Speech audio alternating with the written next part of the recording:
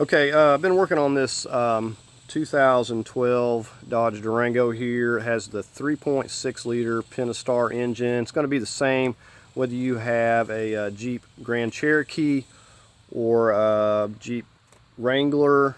Probably going to have a similar situation if you're having a misfire issue like I've been having with this, and it's been basically intermittent. I've been working on this, I would say, for about a month, kind of on and off, trying to figure out what was going on with this thing. So basically the vehicle would drive perfect, and then all of a sudden it would develop a horrible misfire, and I mean horrible to the point that it would stall out. You could not drive it anymore. And I noticed that I'd go in, check things, delete codes, unplug the battery, situation would go away. It'd drive perfect. You could drive it, you know, for a good day, and then it might mess up, you know, immediately that afternoon. And other things that I had did was unplugging the O2 sensors, and that would somehow fix the issue, and it would drive again fine for a little bit. So I would say it was intermittent, but really once it started messing up and misfiring horribly, you had to reset the codes, disconnect the battery, or maybe it would set for a while, and sometimes it seemed like it would drive fine and then go back into this situation. Now codes, I did another video while I was doing a back pressure test, and there's like 15 codes. I'll leave a link to that video because I really don't remember all these codes, but I know I was getting lean, I was getting rich. It was mainly on the bank one side, and that's over here on your passenger side, the bank one side. All the spark plugs were fouled on that side, so I had to replace the spark plugs over there. Even went as far as I replaced all the spark plugs, but I went as far as replacing the coil packs, hoping this issue was going to resolve. Also, the first time I was getting these codes, I was getting this like open loop. I was getting a lot of O2 sensor codes. So the obvious thing, I thought, okay, I'm going to replace these O2 sensors. The upstreams were the ones that were in question. So both upstreams for drivers and passenger side, or bank 1 and bank 2, replace those. It kind of fixed some of the issue because I was getting this O2 circuit high. Now that code actually went away, so there was an issue with these O2 sensors. Okay, like I said, so that didn't fix the problem. It was basically still the same thing. You'd drive it good for a day, drive perfect, then it would start this misfiring really bad. You know, we had drove it one day, all day, brought it home, parked it for like 2 seconds, cranked it again, it was misfiring so bad you couldn't even drive it in the yard. So basically I started doing a lot of diagnostics to try to figure out what was going on here. I knew the O2 sensors were good. I had good, I think it was NGK that I put on here. I knew those were good. I said I did a back pressure test because I heard, you know, issues with the catalyst, so I made a video on that. I checked the compression. The compression was excellent. So when the engine's running good, it's running perfect. So compression was like 155 PSI across the board. All of them were running really good. I went as far as, I checked the PCV. I removed the valve cover over on the bank 1 passenger side because that's where the majority of the issue is at, and I just wanted to inspect the cams, the lobes, see if there was anything visibly going on in there, and I didn't see anything. So from there, basically, I started looking at the wire harness, well, the fuses. Tested all of these fuses. I used a test light. Let me show you what fuses I was looking at here. Okay, so we're in the fuse box here. I'm looking at M19 and M21 right here. And you're just going to ground this test light somewhere, and with the key on, you should be able to get power at this one and this one here, and also swapped this relay right here. So just using a test light, you know, checking for power on both sides of this fuse just to make sure that we've got power coming up through here at least. So like I said, first thing, at least we know the fuses are good, we know that the relay's good, so we can rule that out, and that's going to be probably the most obvious thing. Okay, and one of the next things that I did, of course, you want to make sure if you're going to be removing these that you disconnect your negative cable on the battery. But I located the wire schematics for these connectors, and I found the see, it was the orange connector here, I believe it was this one. The B17 and the B18 were the wires that I was checking, and those were the ones that I was not getting any voltage. And then the power supply, so they're getting 5 volts for all these sensors. I was getting too much voltage for them. Now another thing that I went ahead and I figured out which wire, because I went to tearing into this harness, I figured out which wire was going to the upstream sensors and started checking continuity and everything else. I was getting continuity, and basically doing a comparison from the downstreams to the upstreams, and you know, figuring out the voltage. And basically I come up with a test light method that I'll show you in just a second, but that's probably the easiest way to hook up to these connectors. But basically the problem I was coming up with is that the upstream bank 1 and bank 2 were not getting voltage, and couldn't figure out why. But I knew I had continuity, knew that the fuses, the relays were good. And you know, with these, anytime I run into a situation like this, it seems like I'm always running into grounds, or you know, it's some kind of wire issue. So that's where I was trying to hone in on. Okay, so here is my setup. I've got an extra harness here. I just wanted to show you how I'm checking these connectors for the O2 sensors and how I've got it hooked up here. Okay, now you can see this connector here is the only one that's different on these 3.6 liters.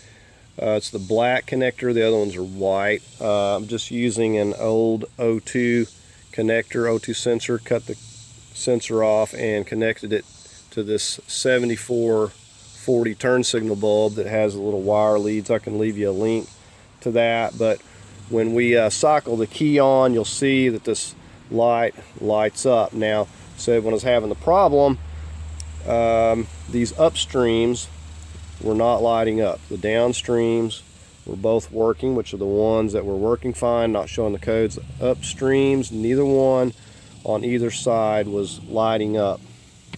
So I just want to give you a visual of this. Now this is bank 2, sensor 1 upstream. Now if you come over here, this is the bank 1. This is actually sensor 2. So this one and the one over here, the let's see. Okay, see this one over here, this is actually the upstream on the bank 1. So got our upstream up here, it's connected, it's got this zip tie. Over here, it's this, we have the bank, the sensor 2. And if you follow this one down, this is where it goes into the transmission, the TCM. And you follow it down, this actually goes over the top of the transmission, and this is the sensor 2 for bank 2, and I've just got it hooked up there with a light. But like I said, it was the bank, or the upstreams, that I was having issue with. So I know I've got this harness just kind of laid out here, but you know, just to recap, we got the sensor 2, sensor 2. So bank 1, bank 2, and then up here we have upstream. This is going to be the bank 1 and bank 2 upstream.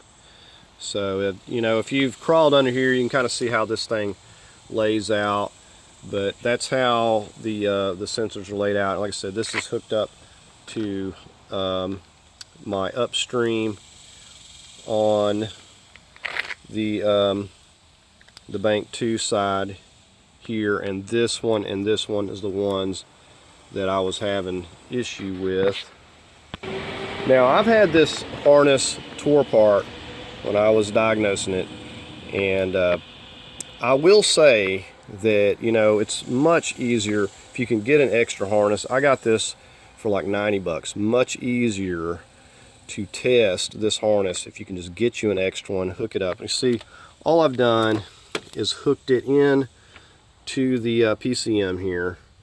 So you got these 2 connectors right here. This one actually runs back up into this loom, and you can see I've diagnosed it. I had to pop these little caps off and stuff, but anyways, I've just got it hooked in to these 2 connectors. There is another connector right down there. See that gray clip? That connects in, and then the ground right down there. If I can kind of show you here. So this connector right here connects into this engine harness. This ground right here connects into this engine harness. So I've connected that ground, connected that harness right there, these 2 connectors on the PCM, and the ground right here. So that's how I've got it hooked up, and I'm making sure that none of these, like, this is not touching anything, this is not touching anything, this is not touching anything. I've got it laid out here. We don't want anything shorting or anything, but it's a way of hooking it up. You know, of course, unplug your battery before you plug your PCM, do any checking, but it's a good way of laying it out here. You can see everything. You can check every connector and every plug, and it's an easy way of doing it, because if you've ever had to crawl back in here and check these sensors and these connectors, it is not real easy. It is not easy. I've removed this harness, and it is very, very hard to get this harness out and get back in there. It just scratches your hands all up just to get in there. Very, very limited space. Okay, so back to this connector. I just want to show you the 2 white wires here are the ones that I'm connecting into the heater wires, what I was having trouble with. These are pulled back out of the way. They're not touching anything. I've done that here and here, and said I will leave a link to this, but this is all you need. Now, when these, you cycle the key on, and even if you're running it, you would expect this to blink or something, but when you cycle the key on, this thing should light up and it should be bright. Said don't let these touch, don't let those touch, and just have them connected to your bulb just like that. So we're going to go ahead, at this point I'm going to cycle the key on here in just a second. Okay, so we're going to go ahead and cycle the key on, and these should be both bright. Now, this is the issue that I had, is these upstreams were not working. See, they're both coming up and they're bright. And it said this is the upstream, and this one were absolutely not working. Okay, and I moved the connector to the upstream. We'll go ahead and cycle it on. Once again, I'll show you that this is going to brighten up. Okay, there we go. Okay, and I just moved it down here to this. We're going to check this one too. Go ahead.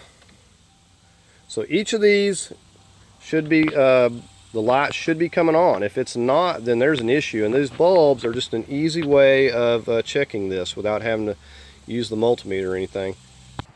Okay, and like I said, I still have the harness is actually on the engine. I did a lot of checking on that previously, but I left that on there. The only thing I have to do at this point, I know that these are working, is to take and connect the harness that's on the engine up to the PCM, and then everything should be good. And like I said, with this extra harness, it's really handy, 90 bucks, and I don't have to crawl in and under there and be digging this thing out.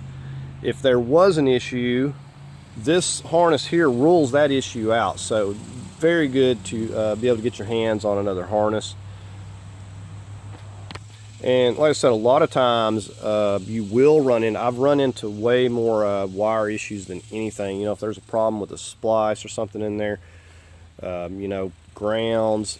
You know, it's a good way just to rule that out, because more times than not, it's always like a wire issue.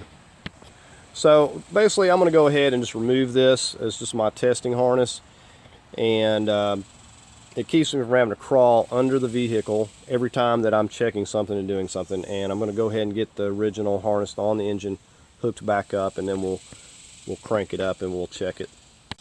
Okay, so what was the problem after going through all this trouble, all this testing? What did I track it down to? And this right here was our issue.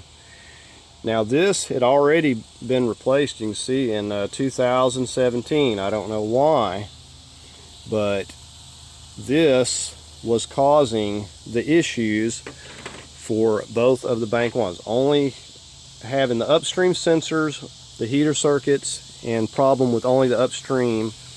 And I was basically having all of the misfire issue going over on the bank one. I don't know why.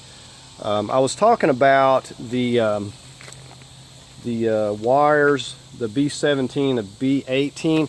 Now those are actually the wires that run to the upstreams. So, and on this connector, the orange connector, they're like right beside each other. So the little connectors and pins are right beside each other. Don't know what happened in there, but how I came to the conclusion is basically trying to rule everything else out, because in my years working on cars, I've seen now 2 computers actually be bad.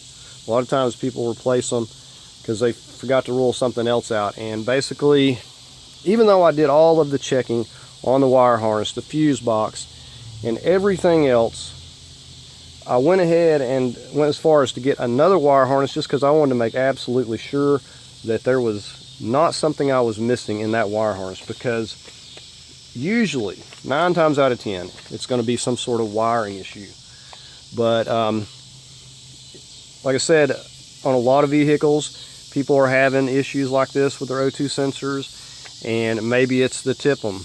You know, sometimes people will replace the PCM and the TIPM and they're still having issues. So there's something that is being missed there. You just cannot assume that you're going to replace this and replace that. You know, the wire harness was $90. A replacement computer is, you know, for rebuilt is around $400. So you want to make absolutely sure that you've got a computer problem before you go to buying one.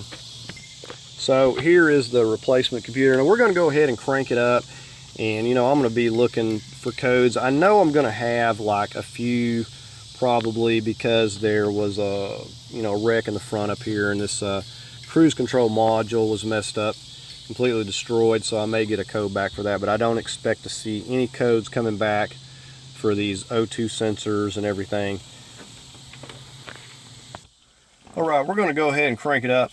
Now, if you get a used PCM, I simply don't know. If you match up the numbers, probably it will work just fine. But I do know with these remans, they're just plug and go. I mean, I didn't have to do anything, and it fired right up just like that, like I'd never done anything to it. So there was no programming, nothing. So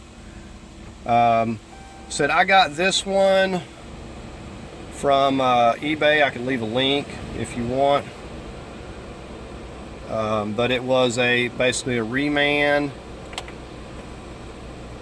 and you see I don't have any codes over here now.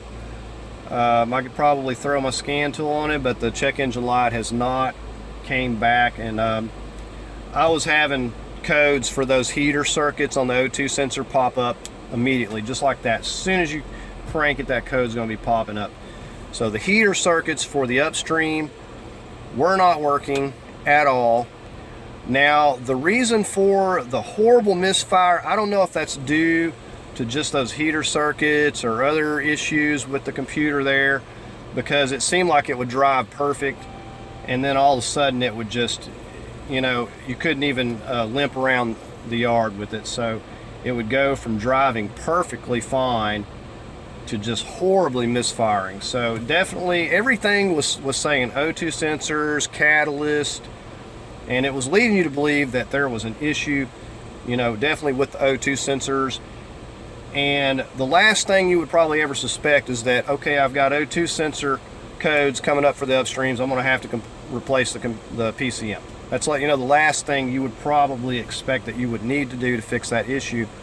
But that's where the evidence led me to. So if anyone else is having issues like this and you can't figure it out, you've checked your wires, your continuity, your resistance, use those test bulbs. Those work really good. It's cheap. You can get you a couple of those, and it's easy to plug that in, and you don't get mixed up on which one that you're checking. It's easy to see. If you're not getting a bulb when you turn that key on initially and it's coming on, and on any of them, if it doesn't do that, then you've got an issue there. So I said, if anyone is having a similar issue like this, and you've ruled everything else out, then you may want to go ahead and get you a PCM.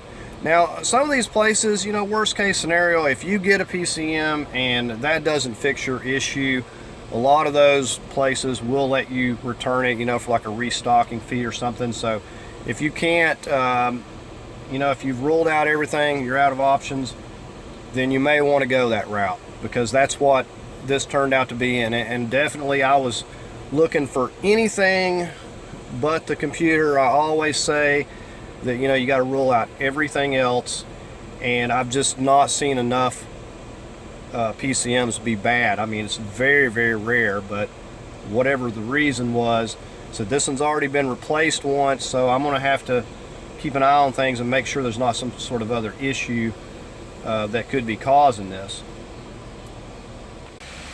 Right, so like I said, I just wanted to do a video on this and hopefully help someone else out.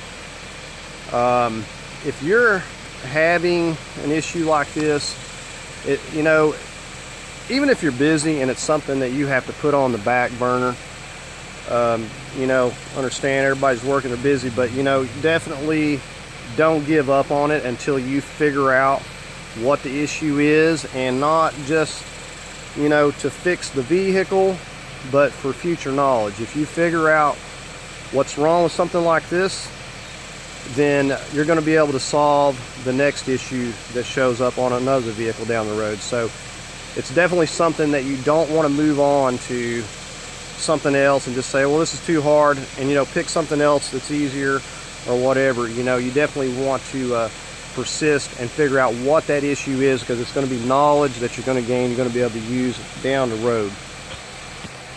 And like I said, you know, if you were having an issue like this with both of the upstreams, it'd probably be something you would want to definitely rule out your fuses and your relays and your wires first. Make sure that you don't have an issue there. Usually you could visibly see something, you know, you expect to see something, but however, I have seen, even without a wire loom being broken or rubbed or something, I've seen them be bad and have a short in there. So that does happen, and that's why, you know, even though I tested everything, continuity, wasn't getting the volts I needed out of the PCM on those wires that were running to those O2s, and I want to make sure, because it seems like that it's always a wire issue, so I wanted to make absolutely sure. So I just took it another step farther and got another harness, and also it made it really easy to test. So anyways, I hope you found this video helpful. If you did, give it a thumbs up, and always, I thank you for watching.